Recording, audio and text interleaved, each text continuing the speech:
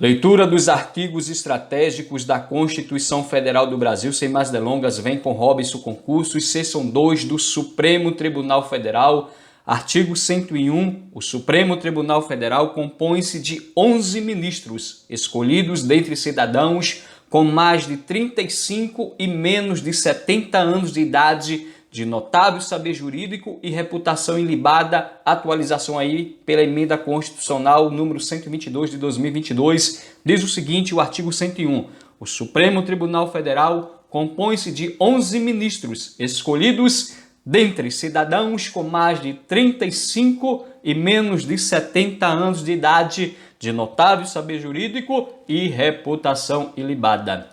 Parágrafo único. Os ministros do Supremo Tribunal Federal serão nomeados pelo Presidente da República depois de aprovada a escolha pela maioria absoluta do Senado Federal. Artigo 102. Compete ao Supremo Tribunal Federal precipuamente a guarda da Constituição, cabendo-lhe, inciso 1, processar e julgar originariamente, a linha A ação direta de inconstitucionalidade de lei ou ato normativo federal ou estadual e ação declaratória de constitucionalidade de lei ou ato normativo federal. A linha B, nas infrações penais comuns, o presidente da República, o vice-presidente, os membros do Congresso Nacional, seus próprios ministros e o Procurador-Geral da República. A linha C, nas infrações penais comuns e nos crimes de responsabilidade, os ministros de Estado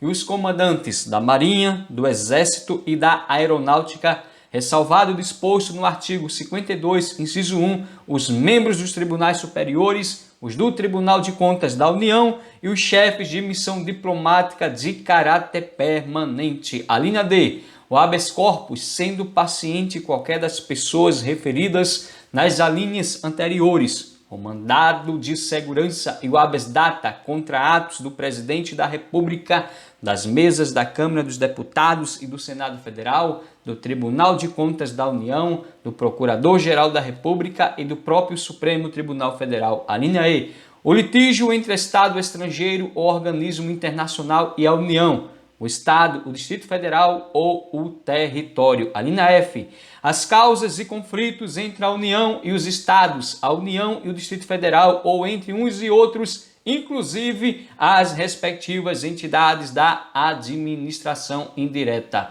A linha G, a extradição solicitada por Estado estrangeiro. A linha I, o habeas corpus, quando o coautor for Tribunal Superior ou quando o coautor ou paciente for autoridade ou funcionário cujos atos estejam sujeitos diretamente à jurisdição do Supremo Tribunal Federal ou se trate de crime sujeito à mesma jurisdição em uma única instância.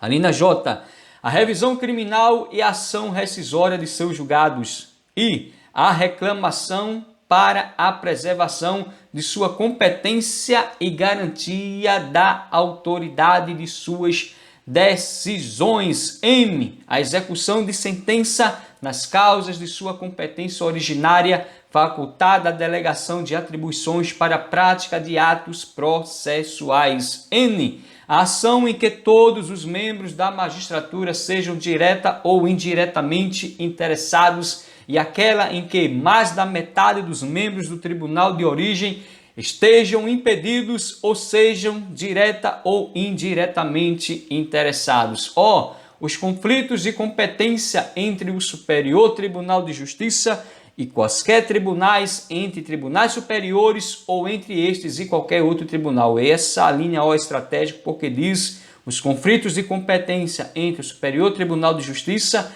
e quaisquer tribunais, entre tribunais superiores ou entre estes e qualquer outro tribunal, compete ao STF.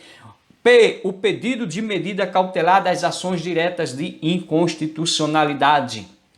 Q, o mandado de injunção quando a elaboração da norma regulamentadora for atribuição do Presidente da República, do Congresso Nacional, da Câmara dos Deputados, do Senado Federal, das mesas de uma dessas casas legislativas, do Tribunal de Contas da União, de um dos tribunais superiores ou do próprio Supremo Tribunal Federal, E a linha R, as ações contra o Conselho Nacional de Justiça e contra o Conselho Nacional do Ministério Público. Inciso 2, julgar em recurso ordinário, a linha A, o habeas corpus, o mandado de segurança, o habeas data e o mandado de injunção, decididos em única instância pelos tribunais superiores se denegatória a decisão. B, o crime político. Inciso 3, julgar mediante recurso extraordinário as causas decididas em única ou última instância quando a decisão recorrida, a linha A, contrariar dispositivo desta Constituição. B, declarar a inconstitucionalidade de tratado ou lei federal. C, julgar válida a lei ou ato de governo local contestado em face desta Constituição. D, julgar válida a lei local contestada em face de lei federal. Parágrafo 1º. A arguição de descumprimento de preceito fundamental decorrente desta Constituição será apreciada pelo Supremo Tribunal Federal na forma da lei. Parágrafo 2º. As decisões definitivas de mérito proferidas pelo Supremo Tribunal Federal nas ações diretas de inconstitucionalidade, nas ações declaratórias de constitucionalidade, produzirão eficácia contra todos e efeito vinculante relativamente aos demais órgãos do Poder Judiciário e à administração pública, direta e indireta, nas esferas federal, estadual e municipal. Parágrafo 3º. No recurso extraordinário, o recorrente deverá demonstrar a repercussão geral das questões constitucionais discutidas no caso, nos termos da lei, a fim de que o tribunal examine a admissão do recurso, somente podendo recusá-lo pela manifestação de 2/3 de seus membros. Artigo 103. Podem propor ação direta de inconstitucionalidade e ação declaratória de constitucionalidade. Inciso 1. O presidente da República. 2. A mesa do Senado Federal. 3. A mesa da Câmara dos Deputados. 4. A mesa da Assembleia Legislativa ou da Câmara Legislativa do Distrito Federal. 5. O governador de estado ou do Distrito Federal. 6. O procurador-geral da República. 7. O Conselho Federal da Ordem dos Advogados do Brasil. 8. Partido político com representação no Congresso Nacional. E 9. Confederação sindical ou entidade de classe de âmbito nacional. Guarde bem, artigo 103, explico nas provas, porque diz: podem propor ação direta de inconstitucionalidade e ação declaratória de constitucionalidade. O presidente da República, a mesa do Senado Federal, a mesa da Câmara dos Deputados, a mesa de Assembleia Legislativa ou da Câmara Legislativa do Distrito Federal, o governador de estado ou do Distrito Federal, o procurador-geral da República, o Conselho Federal da Ordem dos Advogados do Brasil, partido político com representação no Congresso Nacional e confederação sindical ou entidade de classe de âmbito nacional. Parágrafo 1º. O Procurador-Geral da República deverá ser previamente ouvido nas ações de inconstitucionalidade em todos os processos de competência do Supremo Tribunal Federal. Parágrafo 2º. Declarada a inconstitucionalidade por omissão de medida para tornar efetiva a norma constitucional, será dada a ciência ao poder competente para a adoção das providências necessárias e, em se tratando de órgão administrativo, para fazê-lo em 30 dias. Parágrafo 3º. Quando o Supremo Tribunal Federal apreciar a inconstitucionalidade em tese de norma legal ou ato normativo, citará previamente o advogado-geral da União que defenderá o ato ou texto impugnado. Artigo 103-A. O Supremo Tribunal Federal poderá, de ofício ou por provocação, mediante decisão de 2/3 dos seus membros, após reiteradas decisões sobre matéria constitucional, aprovar súmula que, a partir de sua publicação na imprensa oficial, terá efeito vinculante em relação aos demais órgãos do Poder Judiciário e à administração pública, direta e indireta, nas esferas federal, estadual e municipal, bem como proceder à sua revisão ou cancelamento na forma estabelecida em lei. Então, guarde bem artigo 103 estratégico, porque diz: o Supremo Tribunal Federal poderá, de ofício ou por provocação, mediante decisão de 2/3 dos seus membros, após reiteradas decisões sobre matéria constitucional, aprovar súmula que, a partir de sua publicação na imprensa oficial, terá efeito vinculante em relação aos demais órgãos do Poder Judiciário e à administração pública direta e indireta nas esferas federal, estadual e municipal, bem como proceder à sua revisão ou cancelamento na forma estabelecida em lei. Parágrafo 1º. A súmula terá por objetivo a validade, a interpretação e a eficácia de normas determinadas, acerca das quais haja controvérsia atual entre órgãos judiciários ou entre esses e a administração pública, que acarrete grave insegurança jurídica e relevante multiplicação de processos sobre questões idênticas. Parágrafo 2º. Sem prejuízo do que vier a ser estabelecido em lei, a aprovação, revisão ou cancelamento de súmula poderá ser provocada por aqueles que podem propor ação direta de inconstitucionalidade. Parágrafo 3º. Do ato administrativo ou decisão judicial que contrariar a súmula aplicável ou que indevidamente aplicar, caberá reclamação ao Supremo Tribunal Federal, que, julgando-a procedente, anulará o ato administrativo ou cassará a decisão judicial reclamada e determinará que outra seja proferida com ou sem aplicação da súmula, conforme o caso. Guarde bem o recurso de reclamação. O parágrafo 3º também é estratégia de desempenho nas provas, porque diz: do ato administrativo ou decisão judicial que contrariar a súmula aplicável ou que indevidamente aplicar, caberá o quê? O recurso de reclamação a quem? Ao Supremo Tribunal Federal. Reclamação ao Supremo Tribunal Federal, que, julgando a procedente, anulará o ato administrativo ou cassará a decisão judicial reclamada e determinará que outra seja proferida com ou sem aplicação da súmula, conforme o caso.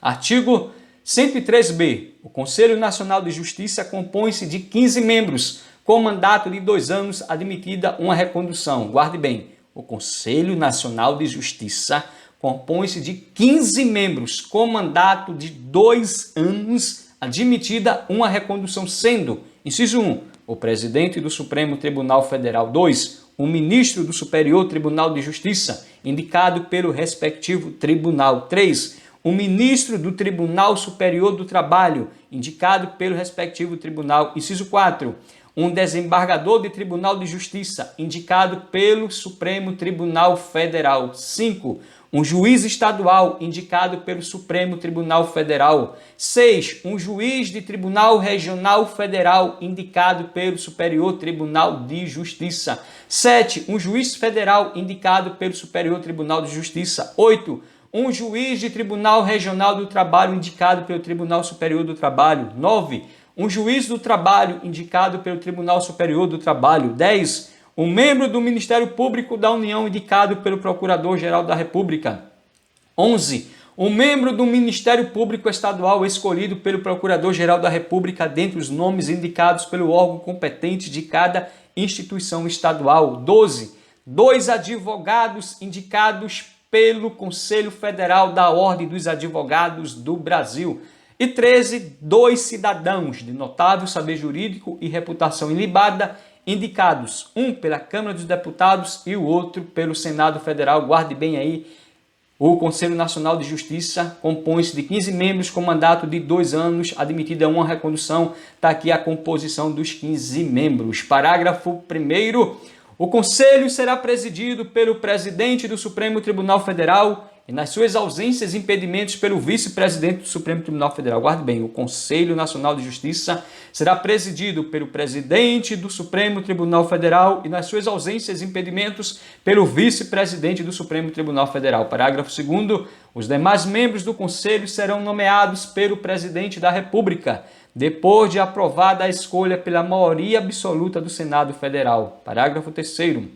Não efetuadas no prazo legal as indicações previstas neste artigo, caberá a escolha ao Supremo Tribunal Federal. Parágrafo 4º. Compete ao Conselho o controle da atuação administrativa e financeira do Poder Judiciário e do cumprimento dos deveres funcionais dos juízes, cabendo-lhe, além de outras atribuições que lhe forem conferidas pelo Estatuto da Magistratura. Inciso 1. Zelar pela autonomia do Poder Judiciário e pelo cumprimento do Estatuto da Magistratura, podendo expedir atos regulamentares no âmbito de sua competência ou recomendar providências. 2. zelar pela observância do artigo 37 e apreciar de ofício ou mediante provocação a legalidade dos atos administrativos praticados por membros ou órgãos do Poder Judiciário, podendo desconstituí-los, revê-los ou fixar prazo para que se adotem as providências necessárias ao exato cumprimento da lei, sem prejuízo da competência do Tribunal de Contas da União. Inciso 3. Receber e conhecer das reclamações contra membros ou órgãos do Poder Judiciário, inclusive contra seus serviços auxiliares, serventias e órgãos prestadores de serviços notariais e de registro que atuem por delegação do poder público ou oficializados, sem prejuízo da competência disciplinar e correcional dos tribunais, podendo avocar processos disciplinares em curso, determinar a remoção ou a disponibilidade e aplicar outras sanções administrativas, assegurada ampla defesa. Inciso 4. Representar o Ministério Público no caso de crime contra a administração pública ou de abuso de autoridade. Inciso 5. Rever de ofício ou mediante provocação os processos disciplinares de juízes e membros de tribunais julgados há menos de 1 ano. 6. Elaborar semestralmente relatório estatístico sobre processos e sentenças prolatadas por unidade da Federação nos diferentes órgãos do Poder Judiciário. Inciso 7.